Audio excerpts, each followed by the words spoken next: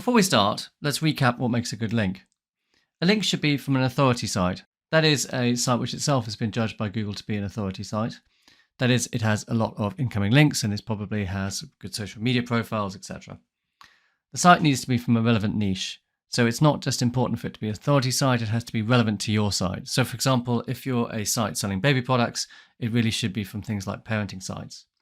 The link needs to be well positioned on the page. It needs to be naturally placed. So it should really be in the body text and not in somewhere like the footer or in the sidebar. Ideally, there would be target keywords in the anchor text because the keywords in the anchor text will help the target site rank better for those keywords. It's also important to get lots of links from different sites and not just lots of links from the same site. Finally, they need to be follow links. That means they should not have the attribute in the link of no follow. If a link has the attribute no follow in it, it will not pass any authority onto your website.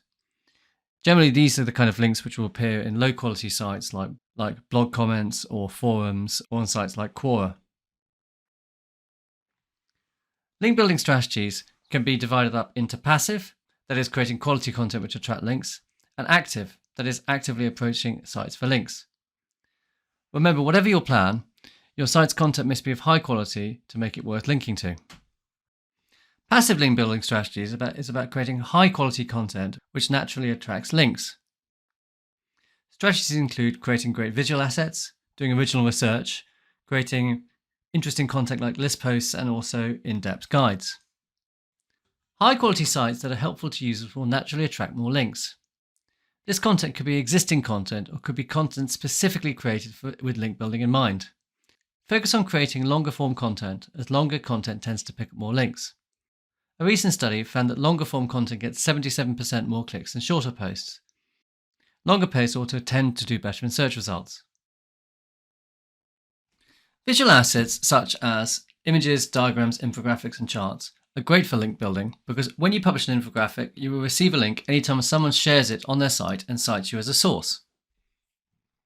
So if we take the example of this diagram on the right, this was published by a site called backlinks. This is the original page of the site, and here is the diagram. And it has been referenced on this side. If we go down, you can see they've referenced it here, and they've got source backlinks here. So it's they've created an attractive, useful chart that people want to include in their websites. And when people do that, they mostly will cite the source. Now, any kind of quality content can be what's referred to as link bait, something which people want to link into. But three things that work really well are original research, list posts, and in-depth guides. So let's have a look at some examples of these. Again, from the site backlinks, this is an example of a list. 19 new SEO techniques for 2023. As you can see, it's in the form of a list, very well laid out. It has an index at the top, and then it has a lot of content. If you recall, longer content is preferred both by users and also by search engines. Next thing is original research, again from the same site. What they did is they analyzed nearly 12 million search results, and they've got their findings here again. It's as you can see, it's a long post with lots of original research and diagrams in it. Finally, guides. This calls itself the definitive guide. It's a well laid out thing with diagrams, chapters, and takes the user through the whole process of link building. Now we're going to talk about active strategies where you actively go out and try and find links. The first strategy is to analyze competitors' backlinks. Links to competitor sites will probably be from relevant sites to your niche. You can generate a list of high-quality link targets by identifying the linking site and approaching them to add to your site. To identify competitor backlinks, there are a number of freely available tools. One example of a free tool is Ahrefs Backlink Checker. So I put in here my consultancy website, and I was going to do check backlinks. Go out there, and it'll query its database. And here it'll give a list of the sites that link into that site. So if you then look at those sites, look at the quality of those sites, judge them for authority, and see what kind of sites they are. And if you think that there's a chance you might be able to get a link in there, find the contact details from the site, send them an email politely requesting that they might want to link to your site and why it would be appropriate and why it would help their users. Broken link building involves identifying links that lead to 4 or poor pages on competitor sites, contacting those sites and suggesting they replace the broken one with one leading to a similar page on your website. This is a time-consuming process, but there are tools which can help. Now on the Ahrefs site, again, there is a broken link checker. Now imagine you are a business that sells baby products. You're interested in getting links from parent blogs. I put a parent blogs in here. It's a popular one called Honest Mum. Check for broken links. 629 broken links on the site. You could get a download of these links, see if any are relevant to your site or from competitors of yours, and then you can contact the site directly and ask if they can replace that link with your link, give them a good reason why you think it would be helpful to their users. Email outreach is when you contact relevant websites and ask them to link to your site. For example, if you've written a good guide and want to get the word out, you could search for similar resources and use a backlink checker to analyze who links to them. You can then approach these sites to link to your resources as an alternative.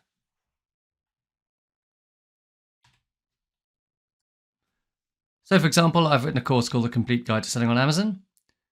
I know that a competitor called Amazing Sellers, and if I go onto the backlink checker and I just check who links to them,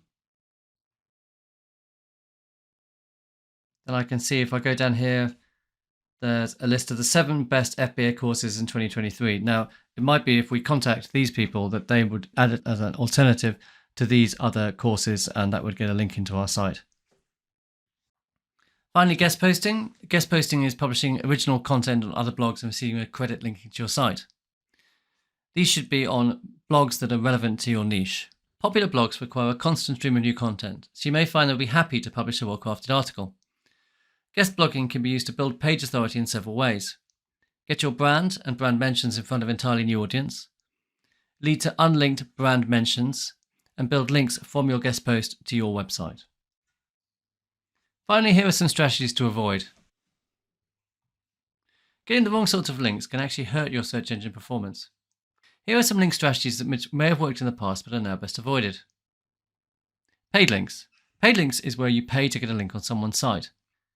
Google and Bing both try to remove the influence of paid links from their organic search results.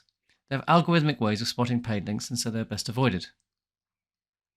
Link exchanges is where you would link to someone's site and they would link back to you. Whilst it's acceptable to link to websites you work with or affiliated with and have them link back to you, Google's quality guidelines advise against excessive link exchange conducted exclusively for the sake of link building.